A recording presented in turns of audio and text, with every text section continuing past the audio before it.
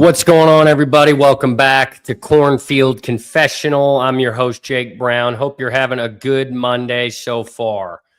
So starting at the top, Trae Taylor continues his incredible offseason, racking up accolades. He was named the Elite 11 Finals MVP at Nike HQ in Beaverton, Oregon. He's in elite company.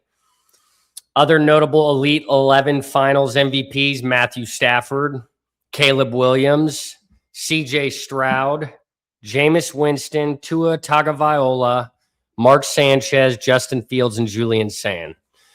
So that's a big honor for Trae Taylor. I'm ecstatic that we have the nation's #1 quarterback and now Elite 11 MVP. Look at the statistics. 69% of Elite 11 MVPs reached the NFL. Out of 26 eligible MVPs, 18 made it to the NFL. 54% were drafted into the NFL. So it's a high honor. The conversion rate from Elite 11 MVP to the NFL, especially the last 10 years, is like almost a guarantee. So that's really big news. I can't wait to get Trae Taylor in a Husker uniform. I think he's going to change the trajectory of this program. I just hope he can flip Ahmad Hudson and maybe one or two more studs to come play with him. Okay. Next up, now this is bad news, guys. Mekhi Nelson was arrested on aggravated battery charges in Florida today. This is just not good news for him as a person. Apparently, it was between him and his girlfriend, who's 7 months pregnant. He scratched her. There was a physical altercation. Apparently, this wasn't the first time. So I don't feel good about Mekhi being on this team in the fall. Matt Rule's got a zero tolerance for this kind of stuff. So assuming he's removed from the team, which sucks because a lot of people had him as RB1 going into the season, who steps up at running back if he gets removed from the team? Well, in one of my latest episodes, I told you I think Jamal Rule's going to be RB1 by midseason. I think he will take over as running back one. He looked the best in the spring game, the most explosive, his patience, finding holes, and just his long-distance speed. I think he's the best option, Jamal Rule. Mosey, I think he's got a lot of talent, but I still think he's a slot receiver. I think he hesitates too much. I don't think he is aggressive enough, accelerating into holes. I just don't, I think he's good at breaking tackles because he's strong, but he's just not, he doesn't seek contact out. But, man, I'll tell you what, I can't wait until Amir Brown gets to campus. Our 2027 four-star running back commit, look at him. He's already more physically imposing than all of the Husker running backs as a high schooler. I mean, the dude is compact, built like a brick shithouse, as you can see from the picture. I can't wait to get him to Lincoln. I think he will end up being the primary guy in our backfield once he gets to campus. I mean, just how physically imposing he already is. I think he's going to be a stud. All right, next up. So there were some updates to the 24/7 Sports composite rankings. Trae Taylor, now a consensus 5-star recruit. His rating didn't change on 24/7 Sports. They still have him as the 8th overall player in the country, #1 quarterback. The composite now has him as 25th nationally and the 2nd rated quarterback out of high school. So that's great to see. He's now a consensus 5-star. Going off of these new composites, the Huskers have 3 top 100 players, and it's soon to be 4 with the addition, let's hope, it's looking good, of Khalil Taylor on July 6th. So Trae Taylor, number 25, Torrey Pittman, the 3rd at 50, Jordan Agbanoma at 83, and Khalil Taylor at 84. Nebraska's never had that many top 100 commits. Let's take a look. Let me share my screen. I'll show you the updated team rankings. Okay. So 24/7 Sports has us 19th nationally. 15 3-stars, 5 4-stars, 1 5-star. Now, the 24/7 Sports composite has a 16th nationally, 12 3-stars, 8 4-stars, 1 5-star. Now, if we look at On 3, On 3, we've moved down a few spots to 21st. And again, I think that's just because Notre Dame and some of these other big programs have landed big-time commits this week. On 3 has us with 14 3-stars, 7 4-stars. And then last but not least, ESPN. That's one I don't typically look at as much anymore. But ESPN has us 16th in team rankings. I like also they kind of give a summary talking about just the Trae Taylor mainly, Amir Brown, the offensive line, and then defensively, you know, how we've really loaded up a solid class in the secondary, speed and range. Torrey Pittman, Corey Hadley, and then the 2 cornerback 4-stars, Jalen Hill and Bryce Williams. So top 20, top 21 in every major site for recruiting. So that's pretty solid. I still want us to get into the top 15. I think that'll happen if we can land Khalil Taylor. It'll definitely happen if we flip Ahmad Hudson. All right, switching gears now. Let me stop sharing. Okay, switching gears. So Nebraska ball, baby. 27 recruiting. They're off to a good start in 2027 recruiting. Let me pull this up. Okay. So we've got 1 commit, like most other programs, 1, maybe 2 commits, but the Huskers are 14th in the 24/7 Sports Basketball 27 rankings, 17th on the composite.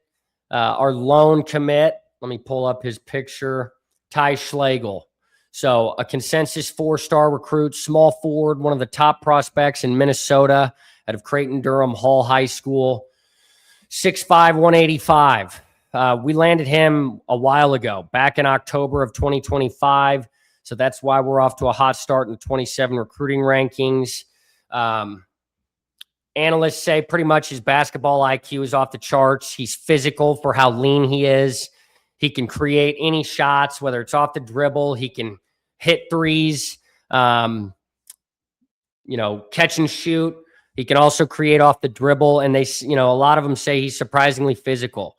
Gets after offensive rebounds, constantly going for 50-50 balls, and his defense is surprisingly better than you think due to his physicality. So I think this kid will continue growing.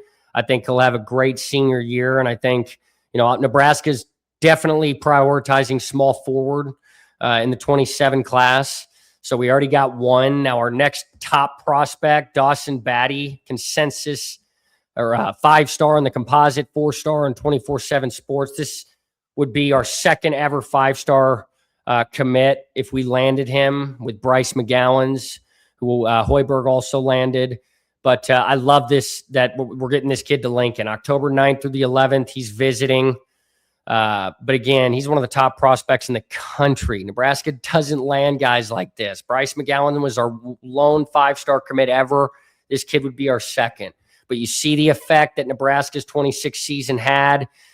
We got a good transfer portal haul in the last class. I think we finished like 34th nationally. We already got a 4-star commit in Ty Schlegel, and now we're getting one of the top prospects in the country to visit in October. So really good momentum going for Hoiberg and this staff.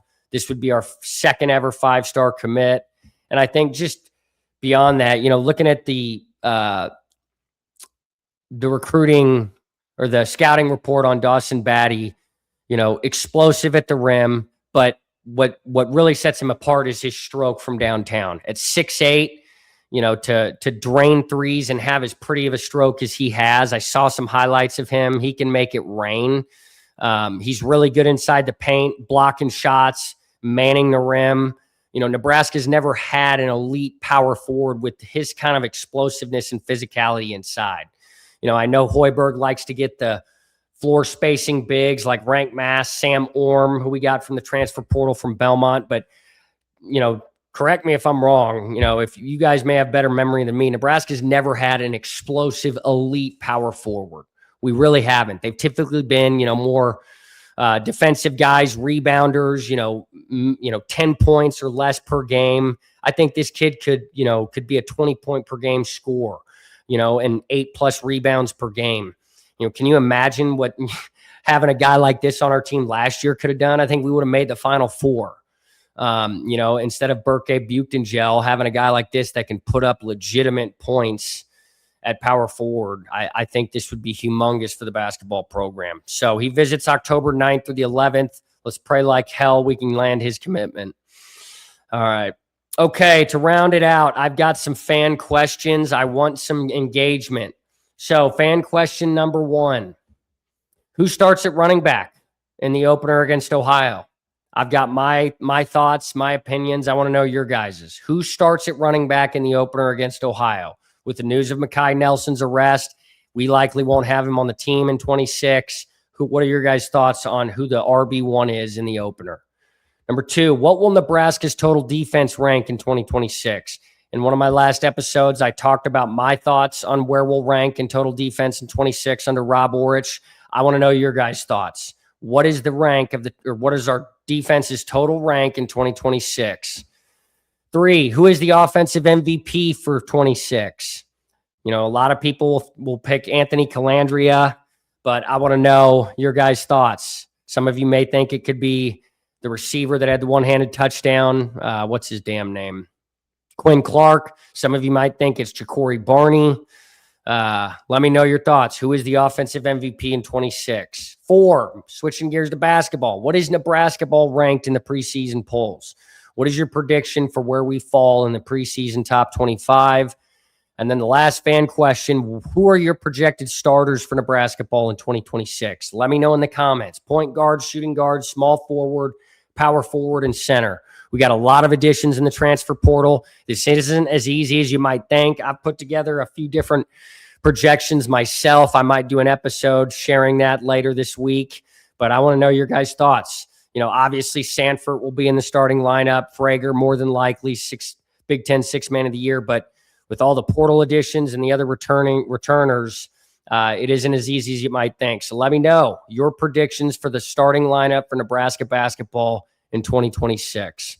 All right, you guys, please remember to like, subscribe, leave comments, answer my fan questions. Tell fellow Huskers, friends, and family about the channel. It helps this grow. I appreciate it. Have a great week. I'll likely put out another episode later in the week, so stay tuned for that. Thanks so much, everybody, and like always, go Big Red, baby.